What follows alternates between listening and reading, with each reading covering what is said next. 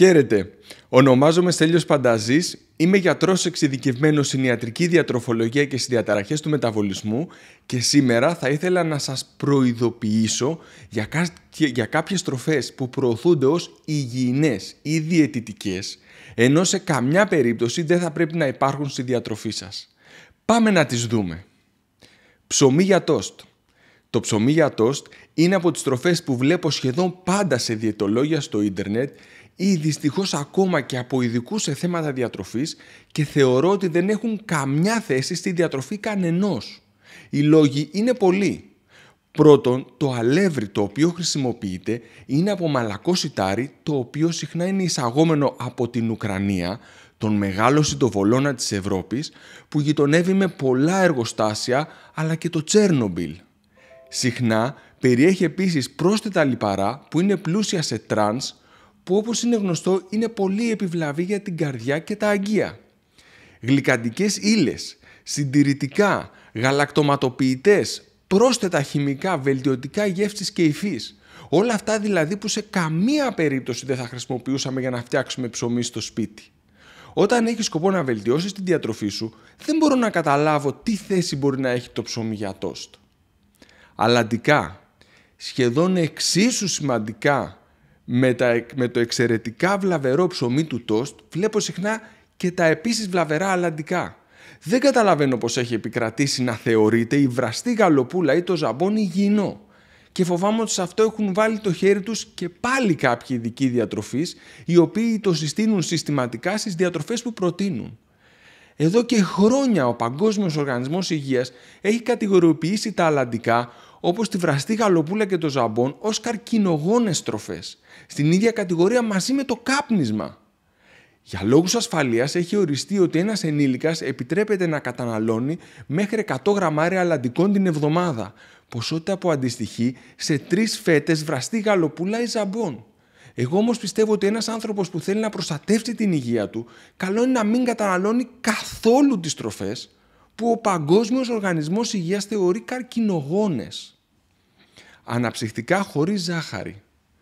Όταν έγινε ευρέως αποδεκτό ότι η ζάχαρη είναι πάρα πολύ κακή για την υγεία μας, η βιομηχανία παρασκευής τροφίμων απάντησε δημιουργώντας μια σειρά από ουσίες που έχουν γλυκιά γεύση, όπως η ζάχαρη, αλλά σε αντίθεση με τη ζάχαρη περιέχουν λίγες ή καθόλου θερμίδες. Αυτές οι ουσίες είναι ως επιτοπλίστων χημικά παρασκευάσματα, αν και μερικές από αυτές είναι φυσικές.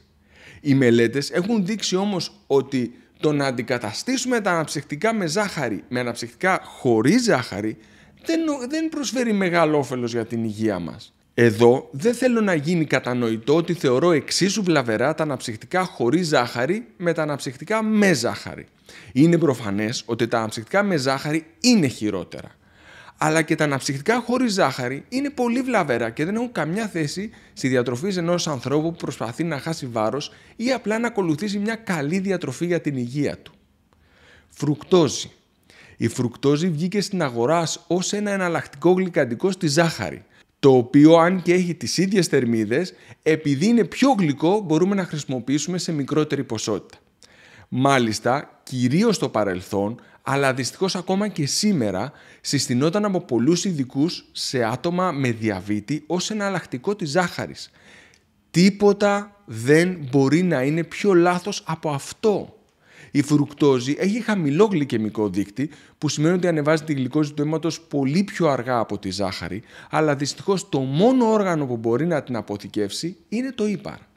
Καθώς το ύπαρ φορτώνεται με φρουκτόζη με ρυθμό γρηγορότερο από αυτό που μπορεί να την ξεφορτωθεί, το αποτέλεσμα είναι αυξημένη πιθανότητα να εμφανιστεί λίπος στο σηκώτη και αντίσταση στην ινσουλίνη.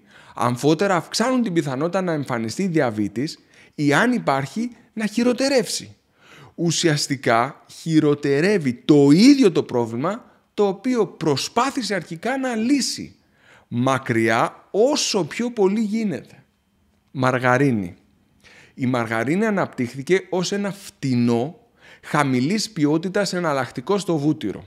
Για πολλά χρόνια στις χώρες της Ευρώπης το βούτυρο αποτελούσε μία από τις συχνότερες τροφές, αλλά δυστυχώς ήταν ακριβό και σχετικά απρόσιτο για αρκετές οικογένειες.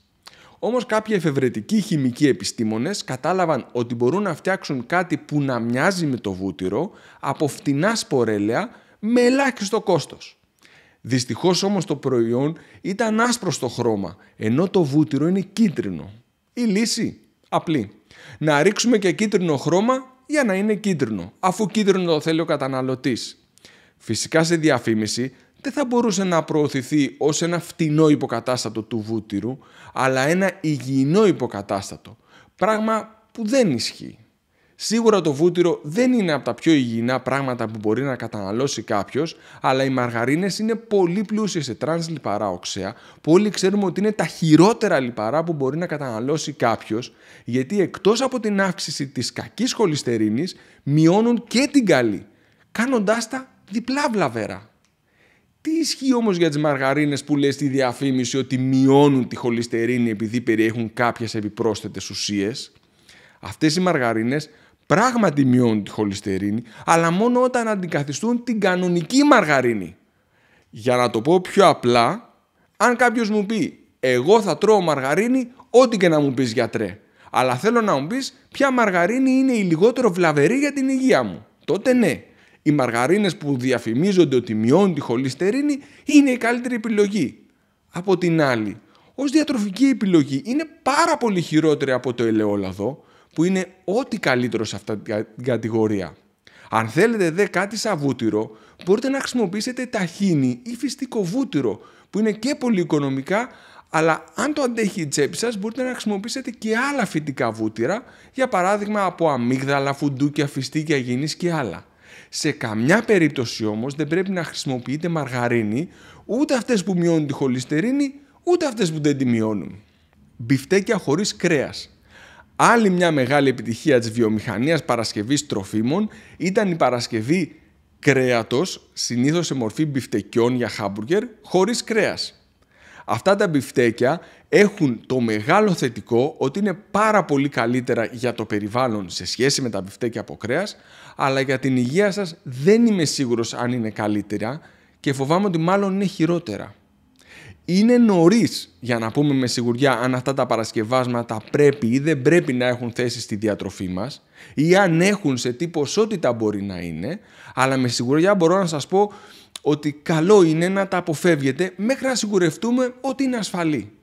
Το κόστος τους επίσης είναι ενοχλητικά υψηλό, αφού ξεπερνάει τα 20 ευρώ το κιλό.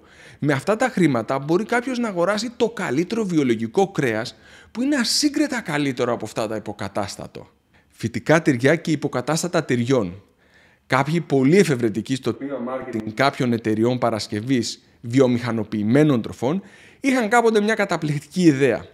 Αφού πολλοί πιστεύουν ότι τα τυριά κάνουν κακό και ότι οι φυτικές τροφές είναι καλές, τότε γιατί δεν φτιάχνουμε κάτι από φυτικές τροφές που να έχει γεύση και μορφή σαν το τυρί?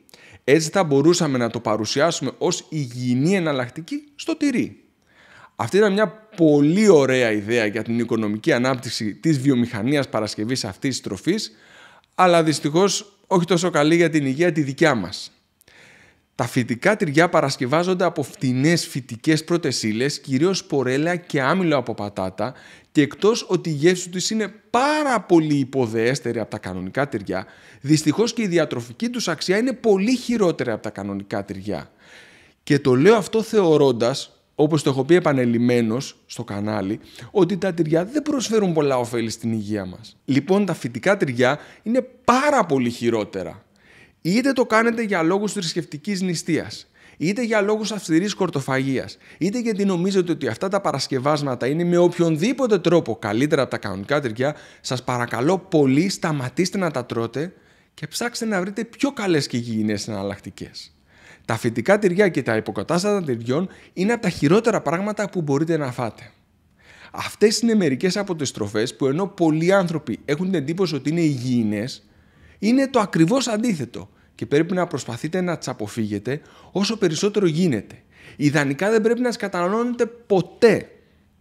Αν βρήκατε το θέμα ενδιαφέρον, σας παρακαλώ να πατήσετε το κουμπί μου αρέσει, να το μοιραστείτε με άτομα που θα το βρουν ενδιαφέρον και να γραφτείτε στο κανάλι για να σας ενημερώνουμε για μελλοντικά θέματα.